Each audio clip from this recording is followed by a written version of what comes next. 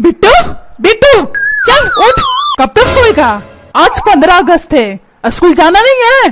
पापा, जब तक स्कूल में झंडा नहीं फहर जाता मैं तब तक सोते रहूंगा, इसलिए मुझे परेशान मत करो, समझे? अरे ये कैसा बेटा है, स्कूल में जाकर इसे 15 अगस्त मनाना चाहिए, लेकिन ये तो टांगे फैलाकर के सोया है। देख बिट्टू, मैं प्यार से बोल रहा हूँ, जल्दी उठ जा। पापा, मैं भी प्यार से बोल रहा हूँ, मैं नहीं उठूंगा, जो करना है कर लो। अच्छा बेटा, जो करना है कर लूं, अभी लाता हूँ डंडा। जब डंडे से तुझे पीटूंगा ना तब तेरी अकल आएगी। और स्कूल जाने को बोल रहा हूँ तो नींद आ रही है, नींद। अभी नींद को तोड़ता हूँ, रुक जा आ रहा हूँ डंडा लेकर के।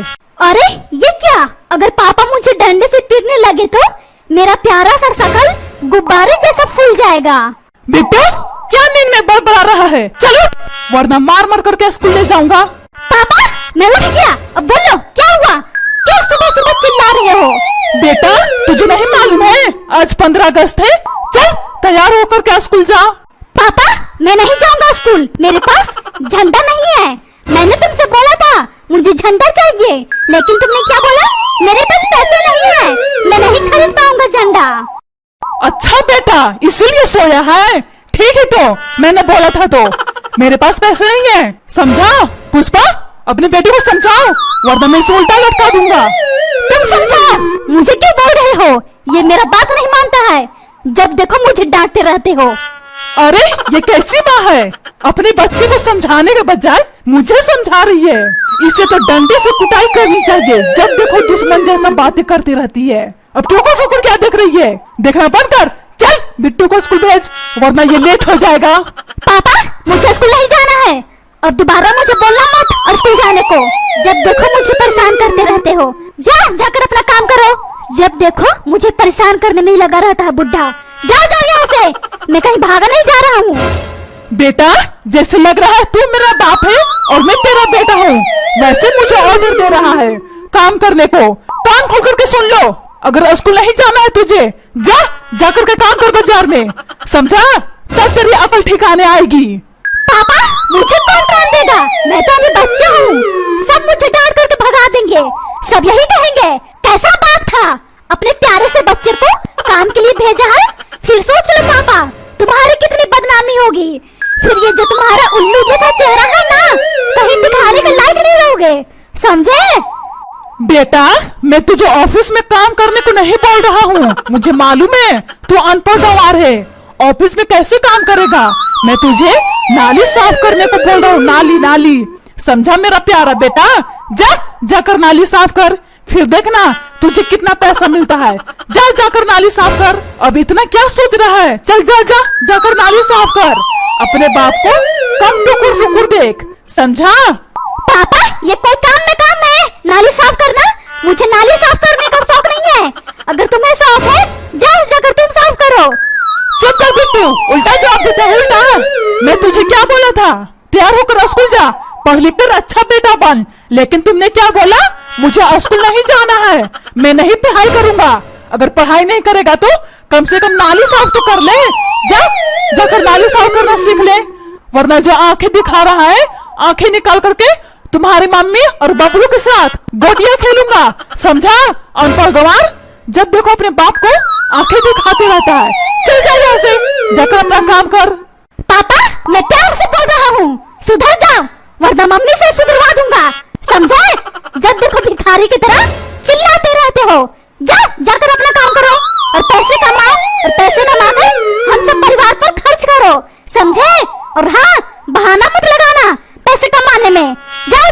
जाकर पैसे कमाओ। हाँ बिट्टू के पापा, मेरा लाल सही बोल रहा है, जाकर पैसे कमाओ, ताकि मैं नई साड़ी खरीद सकूं। जाकर पैसे कमाओ।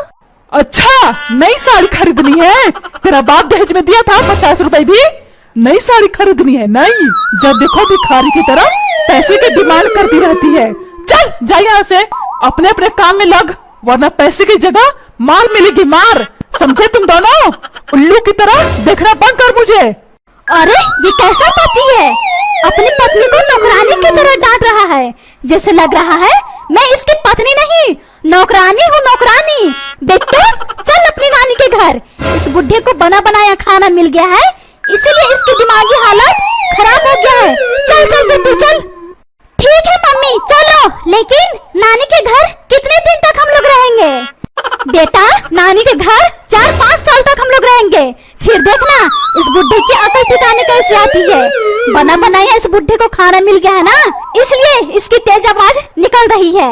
ठीक है मम्मी, अगर पापा को इसी तरह सबक सिखाना है तो चलो नानी के घर। अरे ये क्या, अगर पुष्पा चली गई मुझे कौन खाना बना कर खिलाएगा? फिर मैं तो भूखे ही मर जाऊंगा। और तो और ये बच्चों को भी साथ में लेकर जा रही है, बच्चों की ये पढ़ाई भी बर्बाद करवा देगी। अगर इसको अकल नहीं है तो मुझे तो कम से कम है अकल, मुझे रोकना होगा इसे, वरना मेरा घर बर्बाद करके रख देगी ये पुष्पा। पुष्पा इस घर को छोड़कर तुम नहीं जा सकती हो। मम्मी देखो पापा किस तरह से तुरंत बदल गए। पापा की बातों में मत आना मम्मी, वरना पापा तुम्हें नौकरानी की तरह काम भी करवाएंगे और नौकरानी की तरह डांटेंगे भी। चलो मम्मी चलो नानी घर, तब जाकर पापा को अकल ठिकाने आएगी। पापा को बना बनाया खाना मिल गया है ना, इसीलिए कपार पर भूत सवार हो गया है। चलो मम्मी चलो नानी घर, क्या इतना सोच रही हो? बिट्टू चुप कर बदमाश, मैं सब जानता हूँ तुझे क्यों इतना तू जिद कर रहा है। जो तू सोच रहा है ना, तेरी ख्वाहिश कभी भी नहीं पूरी होगी, समझा बदमाश? स्कूल ना जाने का बहाना ढूंढ रहा है, बहाना। नानी घर जाएगा, नानी घर। बेटा तू नानी घर नहीं जाएगा, तू स्कूल जाएगा, स्कूल। चल बैग उठा, स्कूल के लिए निकल, नानी घर जाएगा, नानी घर। बदमाश चुप करो बिट्टू के पापा, वरना टांगे तोड़कर रेलवे स्टेशन बैठा दूंगी भीख मांगने के लिए, समझे? फिर वहाँ बैठकर बिट्टू बिट्टू बिट्टू बिट्टू पुष्पा पुष्पा चिल्लाते रहना। मम्मी तुमने सही जवाब देकर सही किया, वरना इस बुढ़े की और जुबान चलती। चल मम्मी चल नानी घर, वरना ये बुढ़ा मुझे स्कूल भेज देगा। मम्मी मम्मी मुझे भी जाना है नानी घर। ठीक है मेरा प्यारा बच्चा, तुझे भी ले चलूंगी नानी घर, तू चिंता ना कर।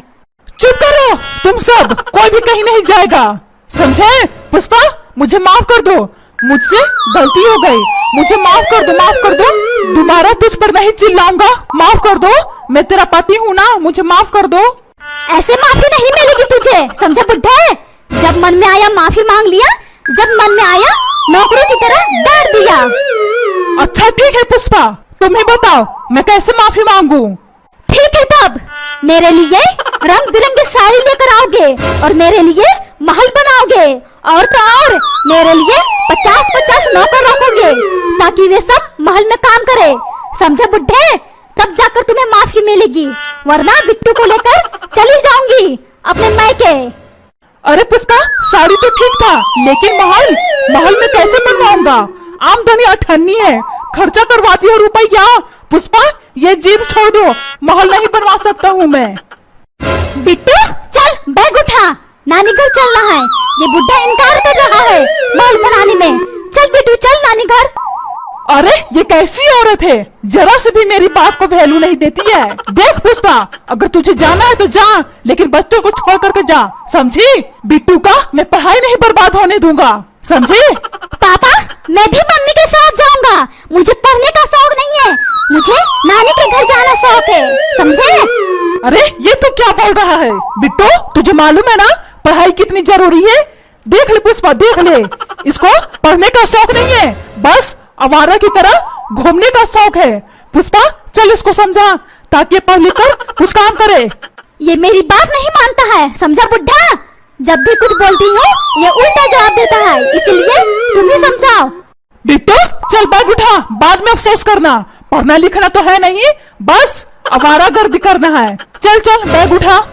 नहीं जाऊंगा बुड्ढा स्कूल, क्या कर लेगा तू? बोल बुड्ढा बोल, जब देखो स्कूल जाने को बोलता रहता है। अगर ज्यादा शौक है स्कूल भेजवाने का, मम्मी को स्कूल भेज दो ताकि ये कुछ सीख कर आए स्कूल से, समझा बुड्ढा? चुप कर बिट्टू, स्कूल जा वरना टांग तोड़कर भीख मांगवाऊंगी, समझा? तू मुझे बोलता है मुझे स्कूल जाने को।